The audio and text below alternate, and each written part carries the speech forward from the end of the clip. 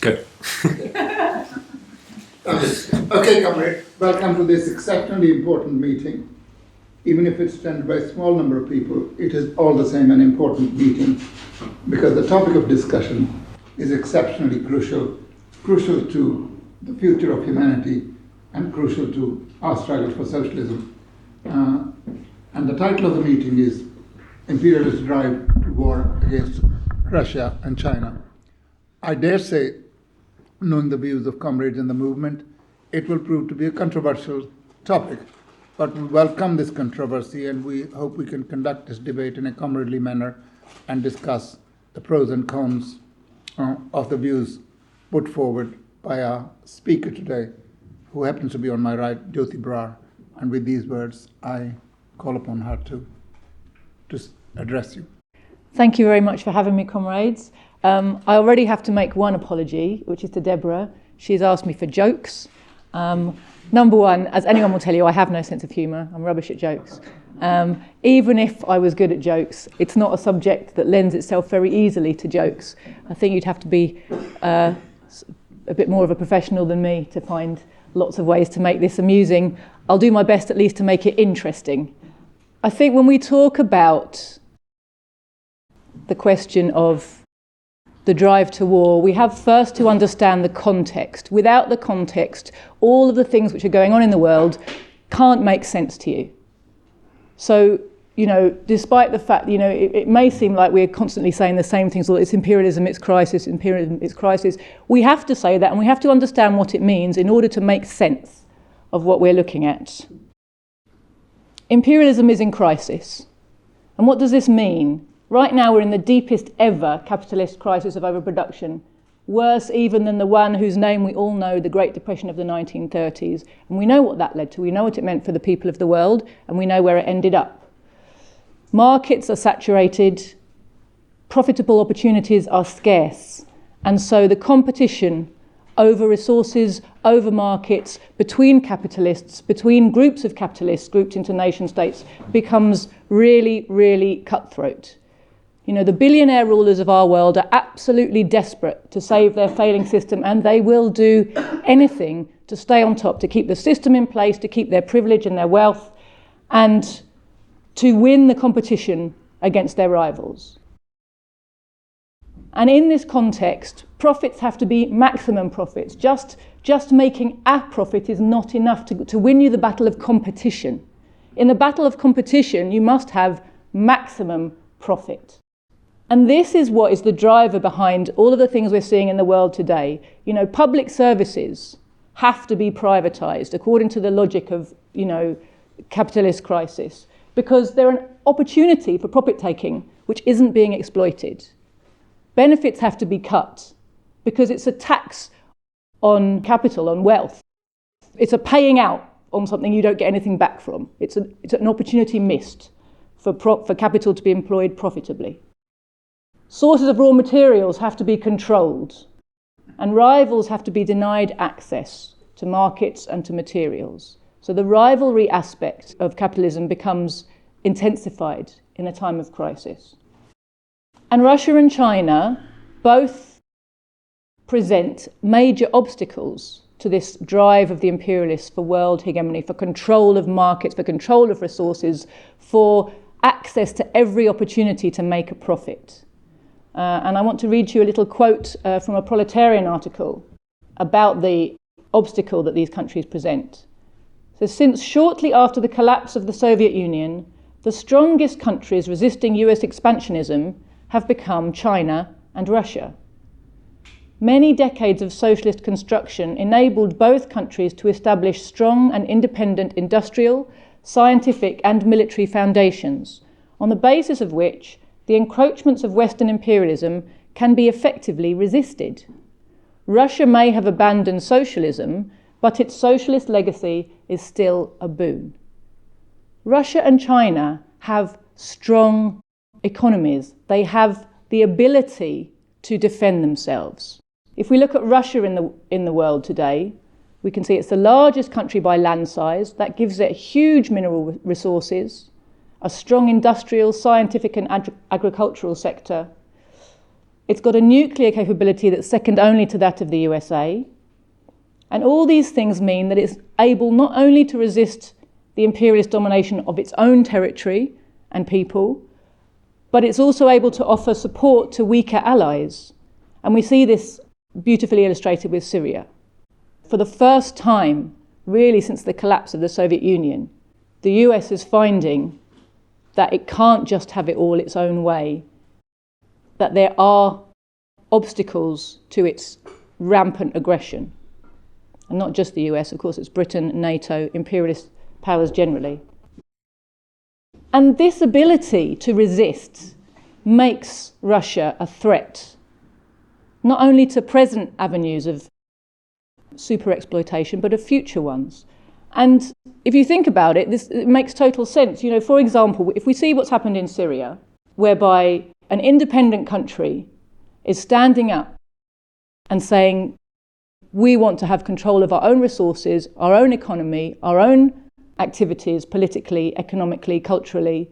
We don't want to be under the control of imperialism. So not only are they saying that their resources, their people, their markets aren't just to become a plaything for imperialists, but they're setting an example to others. For example, Iraq. Imperialism is terrified that Iraq is going to do what Syria has done, which is invite in Russian support. And there have been many Iraqi politicians who have said they want to do just that. You know, it's not an imaginary threat to their ability to control and exploit. And of course, Russia is a key part of the BRICS alliance and other anti-imperialist blocs, which are seeking to expand the areas of the world which are able to break out of IMF, World Bank, NATO control. And you can see a similar pattern with China. Again, it has an immense territory, and it's the world's largest country by population. It has huge mineral resources. Its industrial, scientific, and agricultural spheres are advancing. It has a growing military capability, including nuclear, all of which give it the ability to resist imperialist domination on its own territory. And having at least some socialist planned sections left of its economy, it is able to do long-term planning of a kind that most countries can't do. So that, for example, is why we see China leading the way in tackling climate change, in developing technologies, you know, that require long-term investment, such as solar, wind, etc. And China has long had a policy of helping poor countries with their development, of passing on technology and skills, of building infrastructure in partnership with those countries, and helping them to break out of the IMF debt trap. And of course, China is also a key part of the BRICS and other anti-imperialist blocs. So when it comes to imperialist war, for a long time, Russia and China have essentially followed a policy of what you might call keeping your head down. They are aware that wanting to be a bit independent makes them targets. They've done their best to show that we're not aggressive, we're not getting in your way, we'll stay out of your way, you leave us alone. That's essentially how I would sum up the policy for the last 20, 30 years. They've actively avoided in every way possible conflict with imperialism. When it came to the first Iraq war, both countries, I mean, it was still the Soviet Union, of course, in Russia's case, the last days of Gorbachev's Soviet Union shamefully acquiesced in the first Iraq war. We have before us the opportunity to forge for ourselves and for future generations a new world order, a world where the rule of law, not the law of the jungle, governs the conduct of nations. When we are successful, and we will be, we have a real chance at this new world order, an order in which a credible United Nations can use its peacekeeping role to fulfill the promise and vision of the UN's founders. Both countries, when it came to 2003 and the second invasion of Iraq, both countries refused to support a UN resolution, but neither of them did anything to actively obstruct that war. And remember, other imperialist countries also refused to support that war. In the case of Libya, Libya was the last time we saw Russia and China kind of following this policy of, we won't stick our heads above the parapet, we'll leave you to get on with your business if you leave us alone. Appeasement. Yeah, appeasement is the word. They allowed the resolution to go through the UN Security Council for a no-fly zone. And we all saw what came after that. I'm going to go into it a little bit because I think it's so important. But just briefly, I think following that, they have had to accept that none of this has made the world safer, and it hasn't made their own positions any more secure. Russia and China remain the primary targets of imperialist hostility and aggression, despite having followed this policy of non-confrontation, of appeasement, of trying to stay out of the way and keep their heads down. What did the destruction of Libya mean for the world? It didn't only affect Libyans, although of course it did affect Libyans catastrophically. In Libya itself, we saw 40 years of independent secular development wiped out. Returning to the no-fly zone, the bombings are destroying the country's entire infrastructure. When the so-called civilized world uses all its military power against a small country, destroying what's been created by generations, I don't know if that's good. The people of Libya must be protected. It must be protected. It must be protected. Let us live in peace. We won't live in peace. And peace with Muammar Gaddafi. Muammar Gaddafi, give us the safety.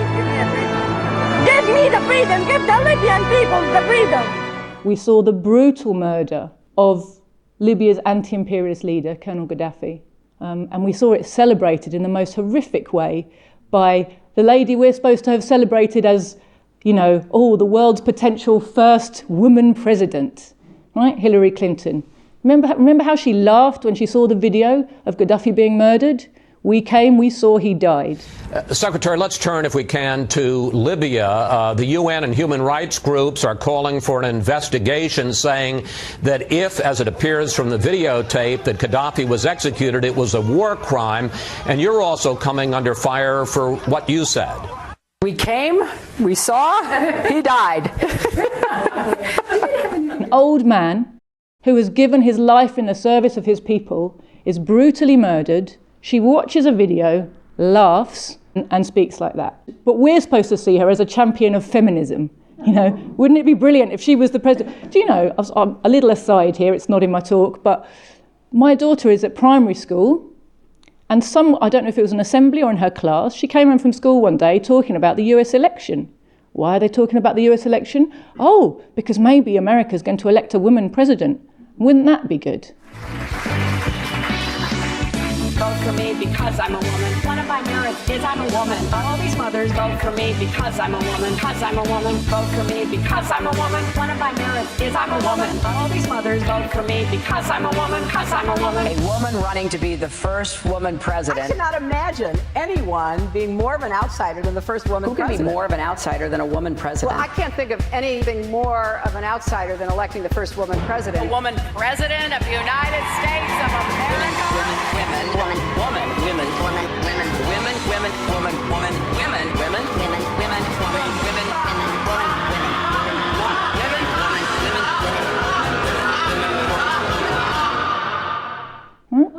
So then I'm forced to start talking to a 9-year-old about war crimes, and the destruction of people's lives and the genocide, actually, that Hillary Clinton has presided over in Libya, in Syria, in Yemen, what she actually represents.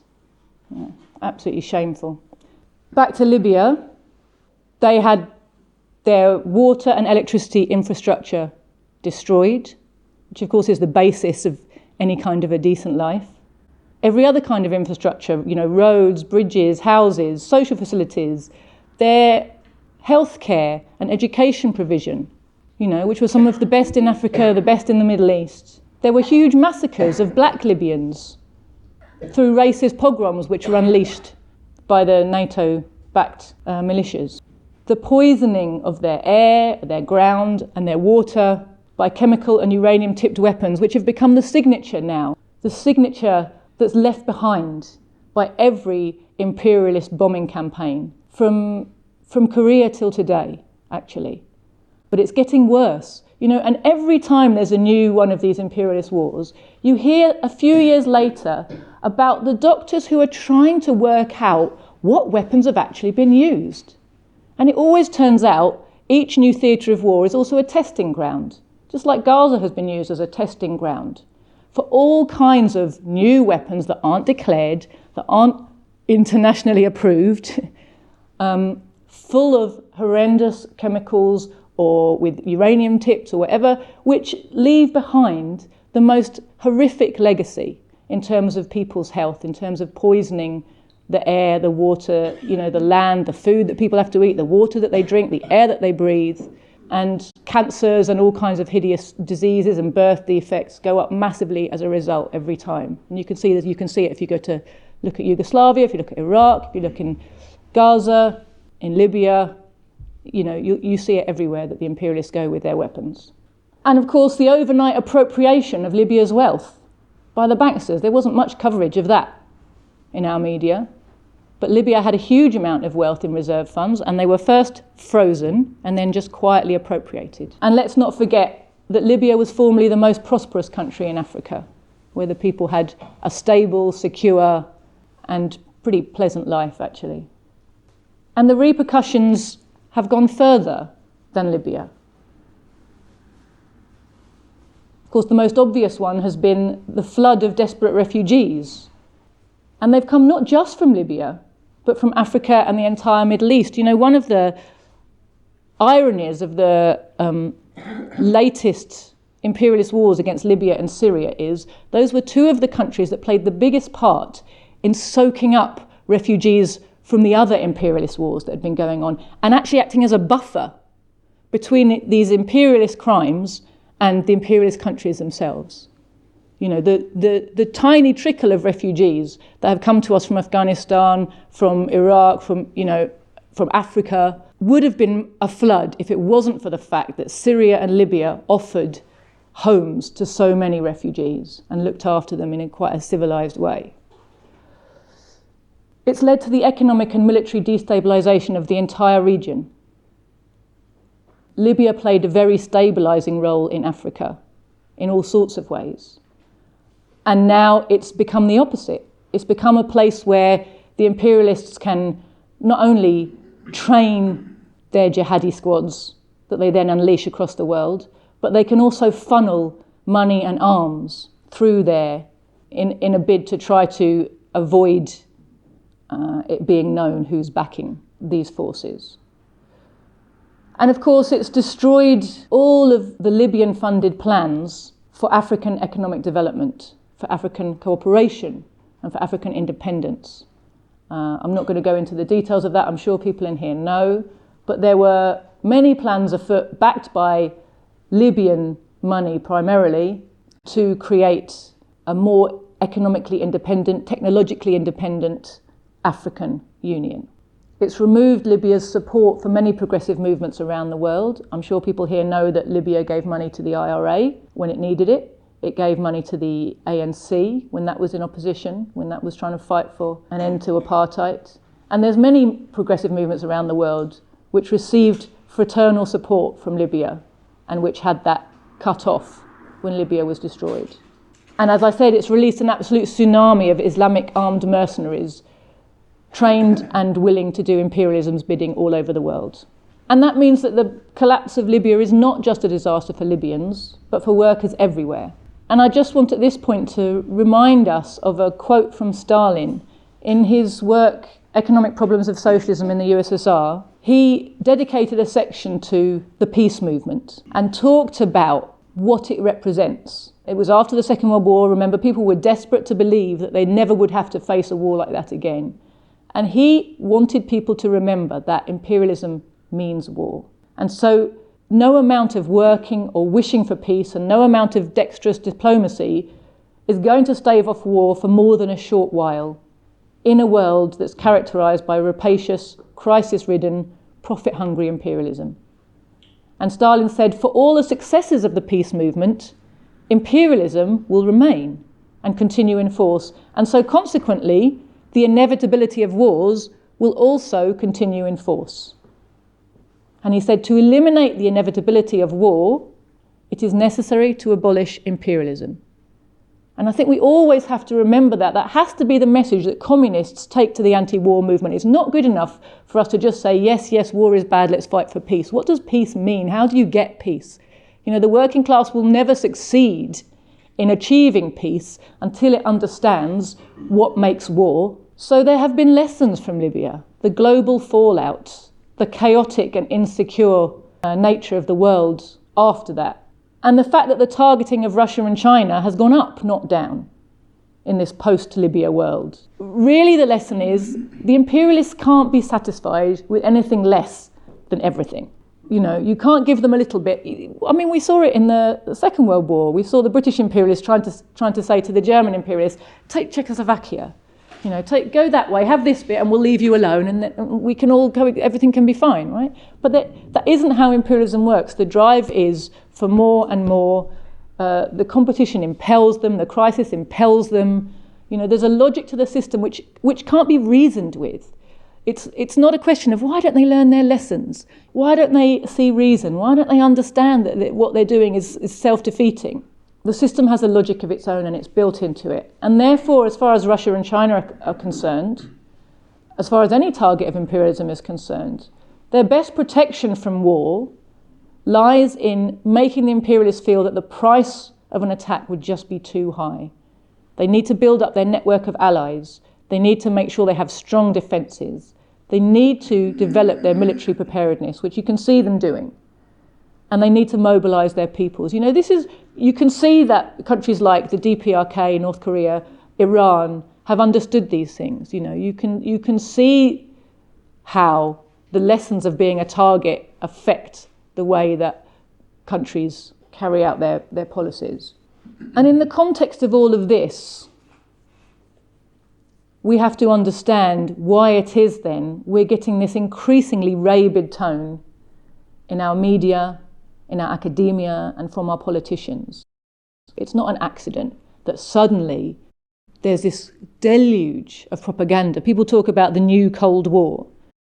What they mean is the imperialists are really, really ramping up their propaganda, attacking Russia, attacking China from every direction, from the left, from the right, you know, over trade, over human rights, over, you know, anything they can think of. Every area of life, they'll come up with a lie and throw it, you know, so any big international event, they'll find a way to turn it into an attack on Russia or an attack on China or both. You know, you only have to look at the Olympics or, you know, all kinds of things in the world of football, you know, anything possible. You know, look at the Eurovision Song Contest last year, suddenly turned into a whole thing about, you know, the evil Russians. So this deluge of propaganda only has one motivation. We know the imperialists couldn't give a monkeys about human rights, even if all of the things they were saying were true, which they aren't, they're lies, but even if the crimes they're accusing Russia and China of were true, they don't care when their allies commit the crimes they accuse Russia and China of committing. They commit those crimes themselves. That's not their motivation for hurling these accusations. The motivation is Russia and China are obstacles to the free imperialist plunder of the globe. And in our media, in the speeches of our politicians, in our kind of academic journals, the aggression and expansion of the imperialists is routinely ignored. And Russia and China instead are presented as the aggressors. So we in this country and, you know, US workers, French workers are being prepared to participate in, or at the very least not to obstruct, war. That's the point of all this propaganda. We're being softened up to accept Russia and China as our enemies. And the truth of what our ruling class and the US ruling class and NATO are getting up to is hardly mentioned. There's so many US and NATO bases around the world, it's actually hard to make sense of that picture. But if you look at Russia, if you look at China, look how many bases are surrounding it. Look at China. Look at all those bases on tiny little islands in the sea. What are they for? Who are they protecting? You know, there's nothing defensive about the locations. I saw a lovely cartoon recently where it said, look at the aggressive Russians. Look how close they put their borders to all our bases. So whilst the socialist, the left wing, you know, the avowedly working class organisations talk very little about any of this, there is a certain current of petty bourgeois, if you like, criticism, left liberal in the States, in Australia, much less here actually, that does point out what's going on. And if you watch something like RT, those kind of commentators are given a platform, and so you can hear them and see them. There's a few websites that people know they can go to where you'll get from a non-socialist but a very eyes open perspective, a criticism of what the US and NATO are up to. And a recent article by John Pilger is a kind of a classic case in point. I'm not gonna. I could read you the whole thing because every sentence on it is very good actually. But I just want to read you a little bit of it. He says, in the last 18 months, the greatest build-up of military forces since World War II, led by the United States, is taking place along Russia's western frontier. Not since Hitler invaded the Soviet Union have foreign troops presented such a demonstrable threat to Russia. Ukraine, once part of the Soviet Union, has become a CIA theme park. Having orchestrated a coup in Kiev, Washington effectively controls a regime that is next door and hostile to Russia, a regime that is literally rotten with Nazis. And as he points out, this is seldom news in the West, or it is inverted to suppress the truth. In Latvia, Lithuania and Estonia, next door to Russia, the US military is deploying combat troops, tanks, heavy weapons. This extreme provocation of the world's second nuclear power is met with silence in the West. And what makes the prospect of nuclear war even more dangerous, he says, is a parallel campaign against China. And he goes on to explain that seldom a day passes when China is not elevated to the status of a threat. According to Admiral Harry Harris, the US Pacific commander, China is building a great wall of sand in the South China Sea. What he's referring to is China building airstrips in the Spratly Islands, which are the subject of a dispute with the Philippines. A dispute that didn't have any priority until Washington pressured and bribed the government in Manila, and the Pentagon launched a propaganda campaign called Freedom of Navigation. And just as an aside, it's going to be very interesting to see what happens now that the Philippines has a president who is openly saying, what did he call it? Obama is a whore. Obama is a son of a whore. Essentially what he's saying is, our people have had enough of US controlling our politics and our territory, and we'd quite like to kick them out and make peace with the communists and have a government of national reconciliation and an economic future where our people's concerns come higher than the needs of imperialism. It's a very welcome development. It's going to be very interesting to see what actually is delivered. And it's really popular. And it's a major spoke in the wheel of the US strategy in the South Pacific, because their justification for being there has tended to be, the Philippines need us, Malaysia needs us, and particularly the Philippines has been their main puppet in stirring up tension in the region against China and in justifying their presence there. Since 1890. So, getting back to the Pilger article, he says, what does this really mean? Freedom of navigation. What does it really mean? It means freedom for American warships to patrol and dominate the coastal waters of China. And he says, try to imagine the American reaction if Chinese warships did the same off the coast of California? It's quite a good point, isn't it? The United States is encircling China with a network of bases, with ballistic missiles, battle groups, and nuclear-armed bombers. America has hung a noose around the neck of China. But this is not news in our media. Silence by media, war by media. And he goes on to say, in 2015, in high secrecy, the US and Australia staged the biggest single air-sea military exercise in recent history, known as Talisman Sabre. Its aim was to rehearse an air-sea battle plan, blocking sea lanes, such as the Straits of Malacca and the Lombok Straits, that cut off China's access to oil, gas, and other vital raw materials from the Middle East and Africa. But China's the aggressor.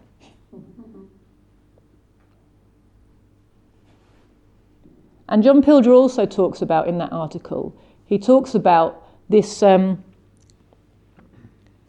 disconnect between what's presented to us and reality. He talks about how, on the one hand, you have Obama having never negotiated a single peace deal, being presented with the Nobel Peace Prize, going on to invade several countries, and meanwhile being responsible for, having given speeches at the beginning of his presidency about the need to get rid of nuclear weapons from the world, having actually presided over the biggest expansion of nuclear armaments that has been seen.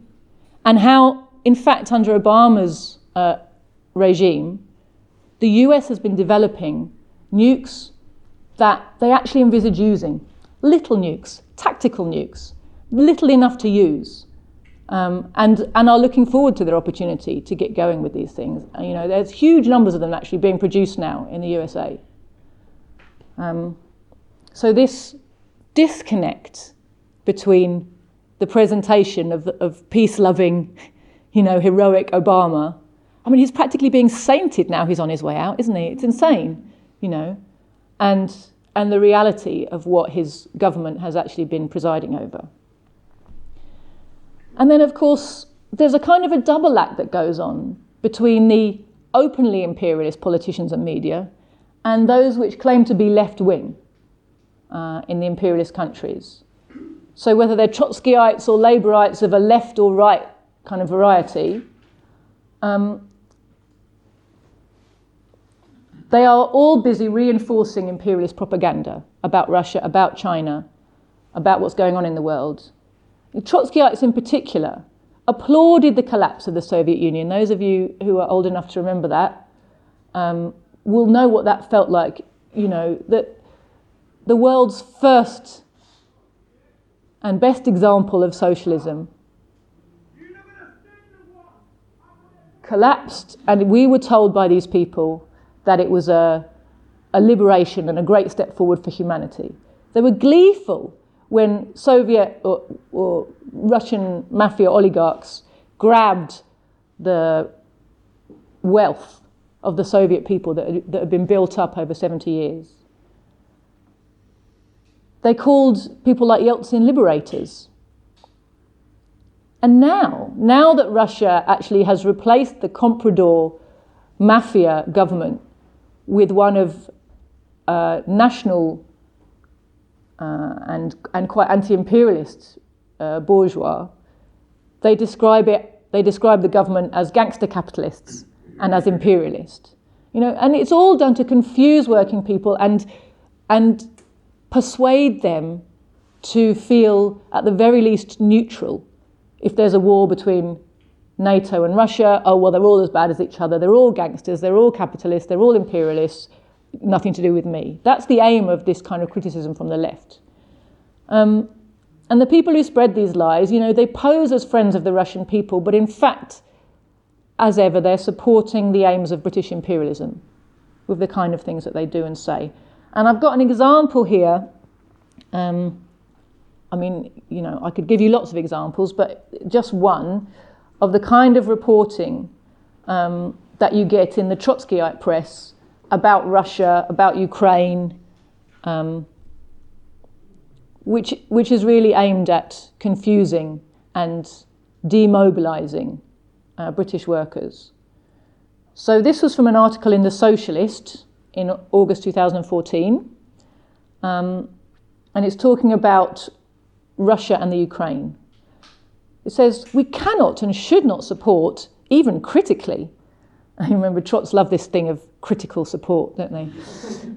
We cannot and should not support, even critically, Putin's Russian regime and its alleged approach that it was fighting a fascist government in Kiev. It was pursuing a policy primarily determined by the interests of the Russian state and those it represents, the oligarchic gangster capitalists. Initially, it says, there were big elements of independent movements of the working class in the creation of their own militias and independent councils. But this was obscured by the presence of Sabotage, the right sector, and the fascists in Ukraine. We support self-determination for Crimea, but foreign liberation can ultimately undermine this.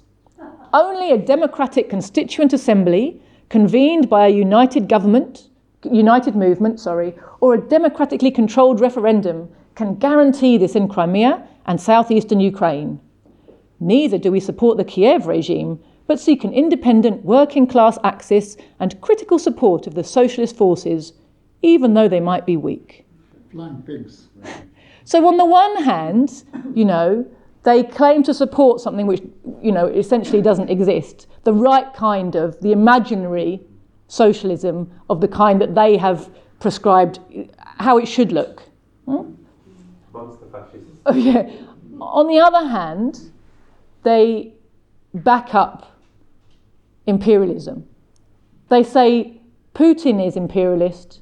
They say he's an oligarchic gangster capitalist and that's who he represents. They claim that the Euromaidan, which was EU and IMF backed, which was fundamentally characterised by right-wing militias,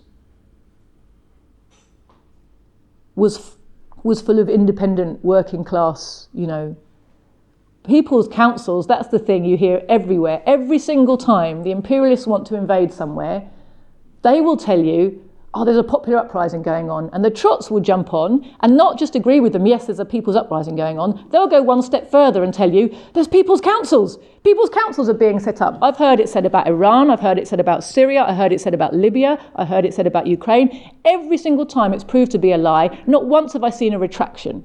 Not once have I seen... They didn't like people's councils within the Soviet Union. Yes. So the real people's councils that have ever existed have never been good enough for the Trotskyites. But they're very good at imagining them into existence when it suits imperialism, to pretend that there's a popular uprising happening. And they've done exactly that here. And so really the aim of this is to demobilise support for those resisting imperialism. Oh, there aren't, so you sort of hear a rumour that there's resistance against, fascist militia in Ukraine. Oh no, it's not true. It's not true. It's just Russian propaganda.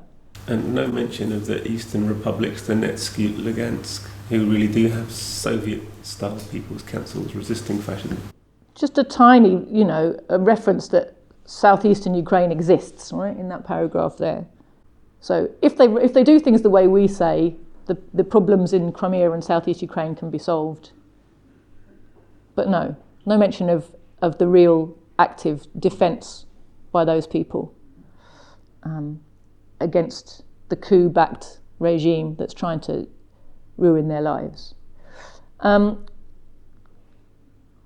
Equally, Alex Kalinikos, who's the kind of theoretical guru, if you could call him that, of the SWP, described the Euromaidan as a genuinely popular movement. He dismissed the role of the fascists there as unfortunate. And he characterised the correct description of an IMF-backed fascistic coup as Moscow propaganda. He called the war in Ukraine simply an expression of inter-imperialist rivalry between Russia and the West. And then in case we might be unsure as to, whose side to be on, he made it clear that, Ukraine matters much more to Russia than it does to the United States or the EU. So the idea is for us to feel that, okay, there's two groups of imperialists fighting it out, so don't worry. the most aggressive ones are the Russians. So, feel okay about either ignoring this or tacitly supporting the Brits. So this is the role that the Trotskyites play. And equally, you get the same sort of thing from left Labour. I don't know if any of you read, probably most of you would have done, in January of this year, a really horrendous article by Owen Jones in The Independent, I think it was. Why would you read Owen Jones? What were you expecting?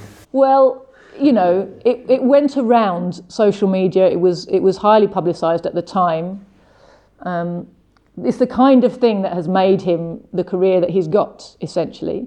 It was under the headline, I haven't written it down here, something along the lines of, Vladimir Putin is a human rights abusing oligarch, the left must speak out. Right? That was something, that headline. But there was a very nice rebuttal on a website called Off Guardian. And I thoroughly recommend having a look at that website if anyone has the time and inclination, because it's the kind of criticism that we need. Off Guardian and another website, Media Lens, are really good places to go to see the left liberal wing of imperialist media analysed, taken apart. They look at, particularly at Channel 4, at the BBC, at The Independent, at The Guardian, and show how these supposedly leftist, or more open sources of media actually are propagating the same lies in a very insidious way. So they're very useful for people who have illusions. We all know very well-meaning, nice people who read The Guardian and listen to BBC News and think that that's their way of avoiding, some of the more obvious propaganda that you get in places like The Sun or Sky. So, again, I could read you the whole article. It's a beautifully written article called Owen Jones, Tough on Meanness, Tough on the Causes of Meanness. That was on Off Guardian, and he goes through lots of points that Owen Jones makes and really takes them apart. But I just want to focus on one part of his article, where the author, who just calls himself Kit, says, Mr. Jones doesn't know what oligarch means. Hint, it doesn't mean nasty man, Owen. There you go. Another joke for you, Deborah. The definition is very simple, and none of it applies to Putin, who is not a business magnate and has never worked in anything but government. An oligarchy is a form of power structure in which power effectively rests with a small number of people. These people might be distinguished by royalty, wealth, family ties, education, corporate, religious or military control. Such states are often controlled by a few prominent families who typically pass their influence from one generation to the next. And then he says, Russia is actually a democracy, though you'd be forgiven for not realising this if you only ever read The Guardian. And Putin is an elected head of state, and a popular one at that. Not an autocrat, not an oligarch.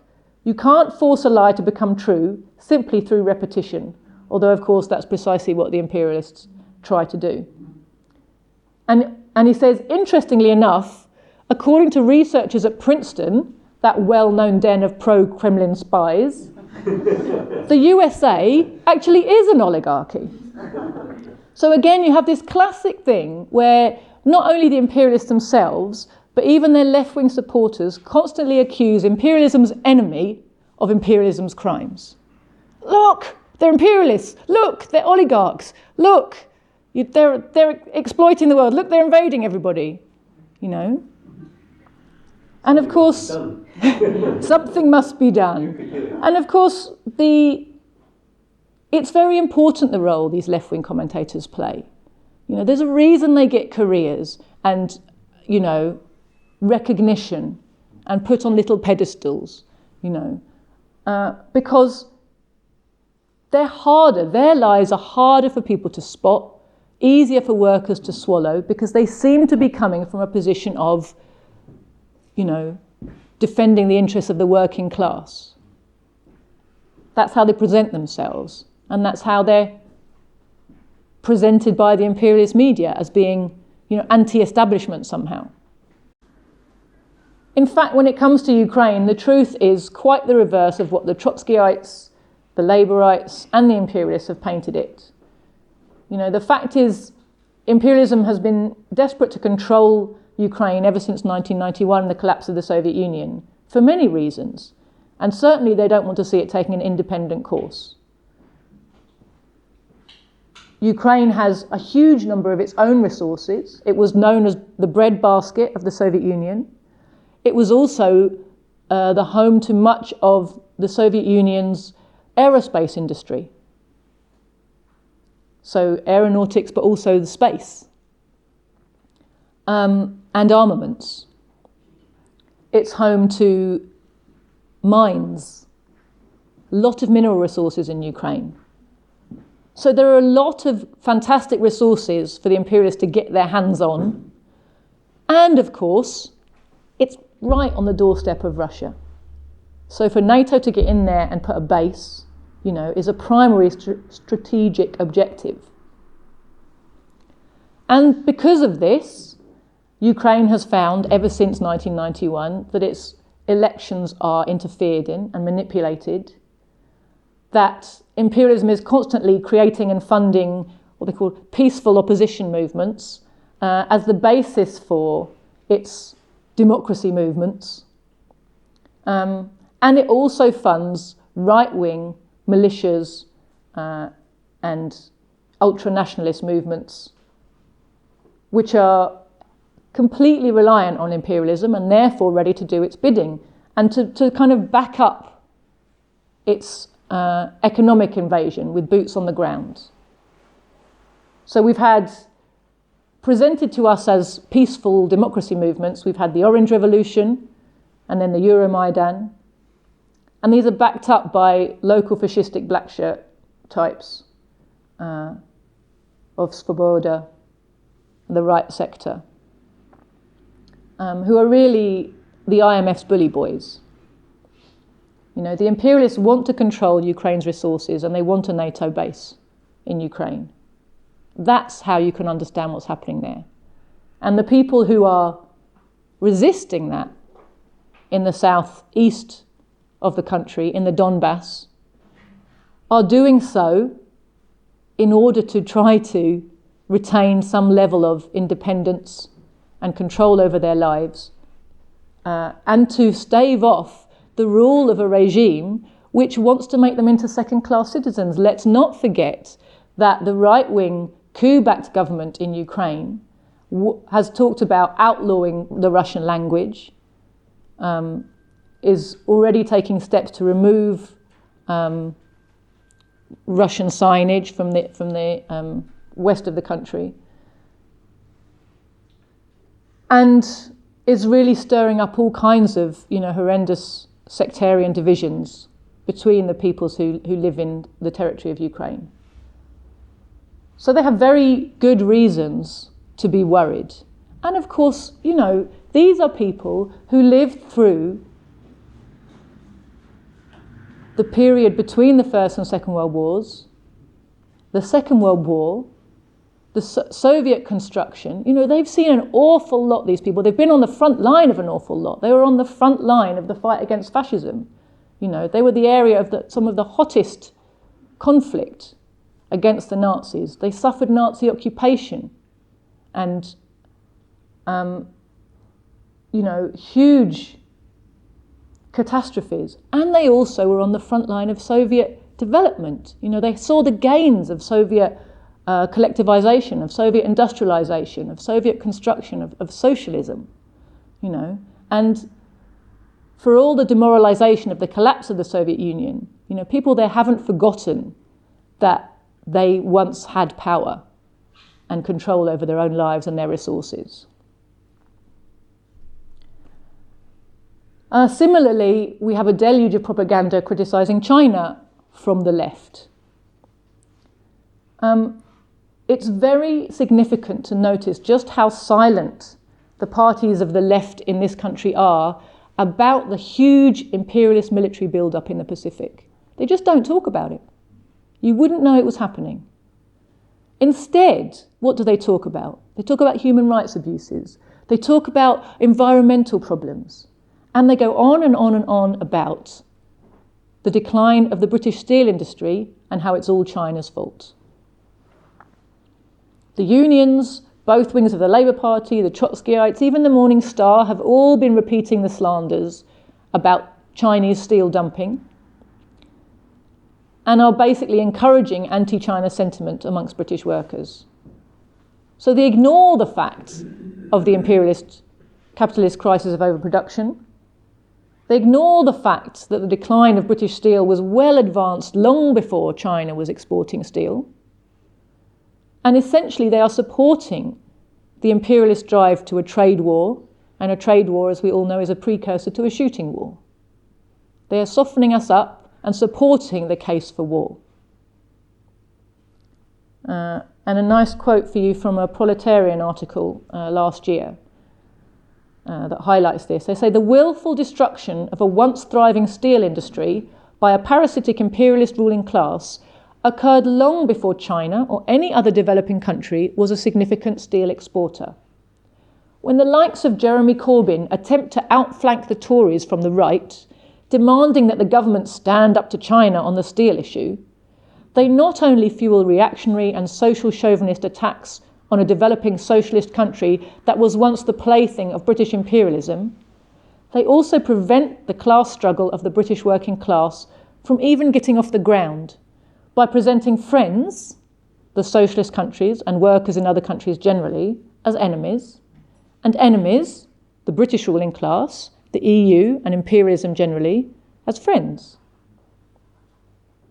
And that is precisely the role that they're playing. Very anecdotally, this is an interesting conversation I had with someone who lives in South Wales recently. I can't back this up, but it gave me a little glimmer of hope. He was saying to me that amongst the steel workers he knows in that area, the union is hated. Unite claims to speak for the workers there who are losing their jobs in the steel industry, but in fact it has no confidence amongst the workers it claims to represent. That's hardly surprising, since it's done nothing to actually help them defend their jobs or their industry. And he also told me that the workers there don't in fact buy the lies about China. They don't feel that it's China's fault that they're losing their jobs. So that's interesting to note. But it's just anecdotal. I can't tell you if that's definitely how it is or not. I just thought you might quite like to hear it. One thing that's also never mentioned in all of this is that, the global overproduction of steel is about to lead to the loss of 2 million jobs in China. We're taught to see, our ruling class is trying to persuade us to see China as our enemy, and British workers see Chinese workers as their enemy. But all workers suffer from the crisis of overproduction, when they're involved in creating, in producing commodities for the market, and the market is saturated. And equally, when it comes to, this whole thing about dumping, on the one hand they want a free market, and on the other hand, when somebody's product is better or more efficiently produced than yours, suddenly they're dumping. What does dumping actually mean? It means they sell cheaper. Why do they sell cheaper? Well, they do the same any capitalist does. They reduce their costs. They produce more efficiently. That's how capitalism works. But the capitalists are the first to complain about the results of capitalism when it's not in their particular interest. And of course, when there's a crisis, suddenly the imperialists get very keen on putting up barriers around their own markets, whilst collapsing the barriers around everybody else's markets. So they complain about everybody else's protectionism, whilst getting into protectionism for themselves. Again, it's a complete double standard.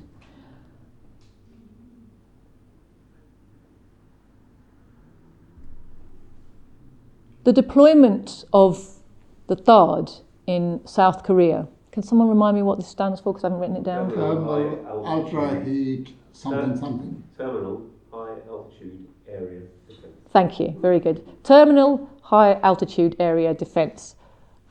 essentially a spying system in South Korea, is a classic example of imperialist aggression. It's a massive aggression against not only North Korea, but also against Russia and against China. In fact, primarily against Russia and China. It's not a spying system, it's an anti-missile system. It's Star Wars.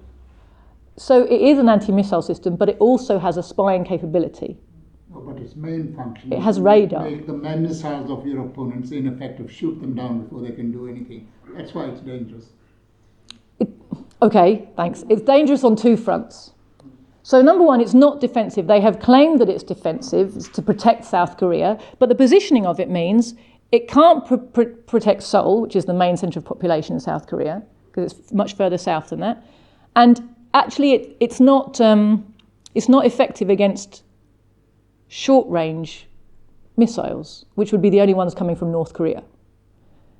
So it makes South Korea a target without offering South Korea any defence.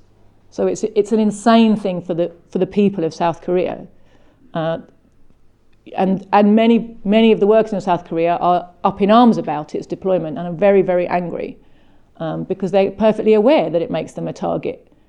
It doesn't intercept short-range missiles. So it's made to, as Hopal said, intercept weapons, missiles coming from further afield, i.e. from Russia and from China. But it also has a radar system, which is essentially a massive spying setup, which can spy deep into Chinese and Russian territory. It's a huge invasion of those countries' territorial integrity. And actually it could end up being an own goal for the imperialists, in the sense that it is bringing Russia, China, and the DPRK closer together as allies against what they correctly perceive to be, an aggression against them all. They've all been made very angry by the agreement to deploy THAAD in South Korea. It is a massive ramp-up of the war in Southeast Asia, in the Pacific. There's no reference to it by high-profile commentators, left-wing commentators or Trotskyists in Britain. Although those people all routinely slander the DPRK, they slander Korean socialism, they slander China, slander Russia, none of them have mentioned THAAD, to my knowledge. Stop the War hasn't got a mention of THAAD on its website. It hardly has any mention of the South China Sea. I searched its website for the South China Sea. I found 4 references. They were all pretty much in passing. One of them was openly hostile to China, and the other 3 just sort of mentioned it in passing in a way that didn't tell you anything.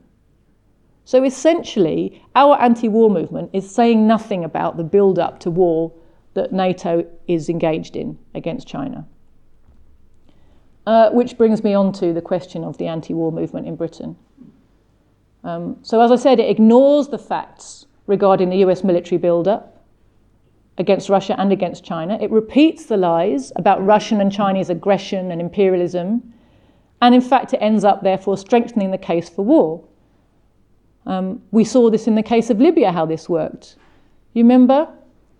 When the imperialists were really ramping up their propaganda against Gaddafi and against Libya, getting ready to bomb the country, what did our Stop the War coalition do? It called for a picket against Libya, outside the Libyan embassy, to protest the crimes of the Libyan government against its own people. Essentially, it demobilised the anti-war movement during the Libyan war by that action. So it didn't have to do anything else, did it? And in fact, it didn't do anything else. Then it just went quiet, right? So they strengthened the case for war against Libya, and we've seen the result of that.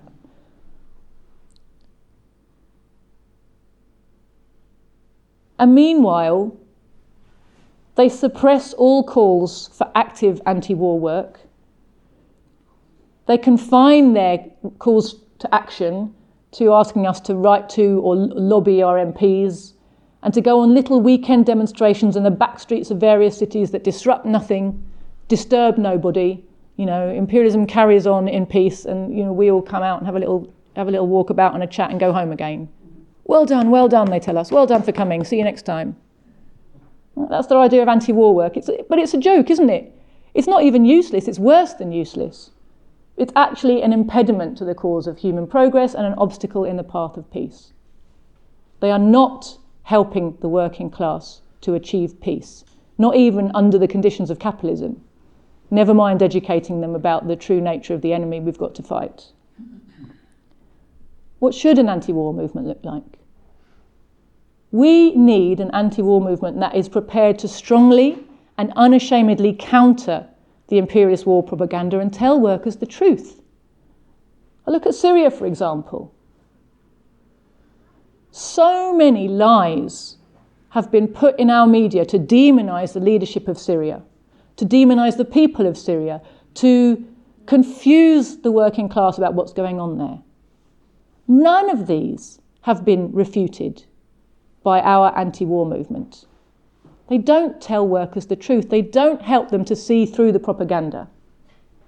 They refuse to defend the enemies of imperialism. They join in the chorus. They will happily reproduce articles that call Bashar al-Assad, the democratically elected and really quite popular president of Syria, an evil dictator.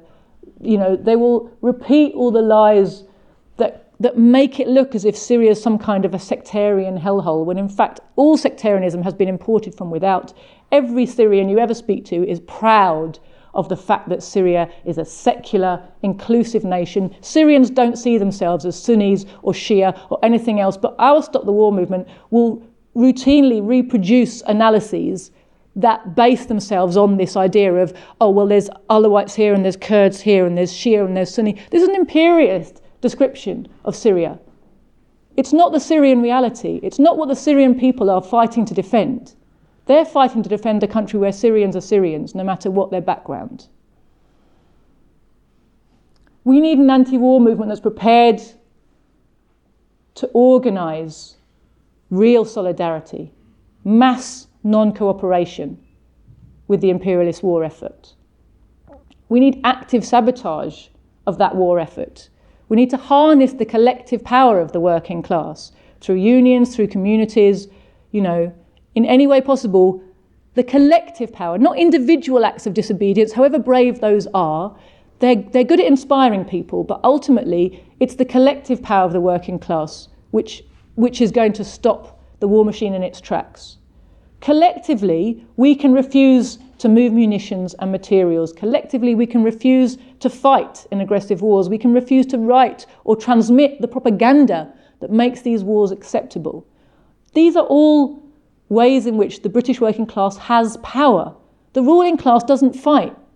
It doesn't even, write the propaganda. It's all done by servants and hirelings and people who just play their part in the system.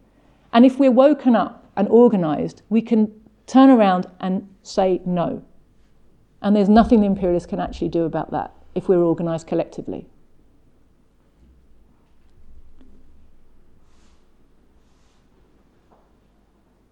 And I hope at the end of this talk it won't come as a surprise to you if I say that if Britain and the US do start a war against Russia or China, real anti-imperialists and socialists need to support the defence of those countries.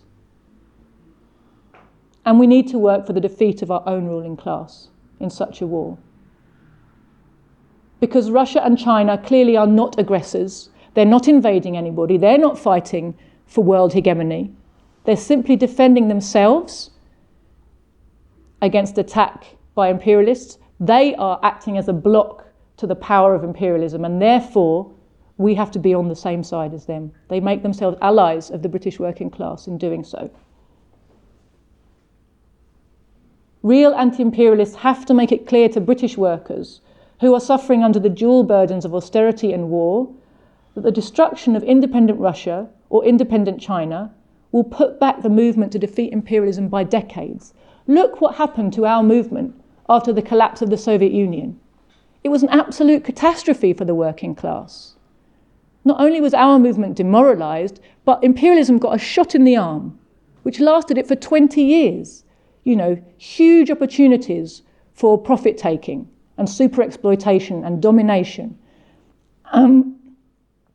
That's what it means when a big territory comes under the control of imperialists that wasn't under their control before. It puts back our movement against imperialism by decades. But the defeat of British or US imperialism in such a war will, on the other side, advance the cause of socialism. It will make our enemy weaker, and therefore our forces will be stronger. So, comrades, let us do everything in our power to wake up the British people to the threat that hangs over their heads. It is far preferable that we should avert the next war by overthrowing the ruling class and establishing a socialist state in Britain than that we should be forced to learn our lesson of the need for a socialist revolution through the devastating school of a Third World War. Because ultimately that's the choice in front of us. It is only socialism or barbarism, as they say. Socialism is the only way out of austerity, crisis and war. There isn't another one. Thank you very much.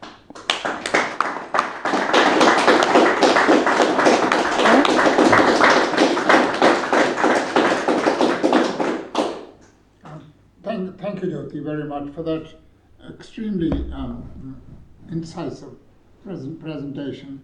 And to me, listening to it, I was really, although I know the subject well, I felt I learned a lot. But there are 2 points that emerged to my mind. There are 2 points that emerged from Jyoti's presentation, which I think are important to remember at the end of the day. One is the struggle for peace and the struggle against war is useless unless it's combined with the struggle against imperialism to overthrow the system that produces war. And secondly, that the struggle for socialism cannot be conducted without fighting against the false friends of the working class, revisionists and Trotskyites. And to use Lenin's words, I use them freely because I do not know the exact terminology, that the struggle for socialism and for the overthrow of imperialism is a sham and a humbug unless it's accompanied by a fierce struggle against opportunism in our movement, because we have suffered more losses from treachery within our own movement than imperialism has been able to impose on us. With these words, I open the meeting to you and to asking you to come right over there.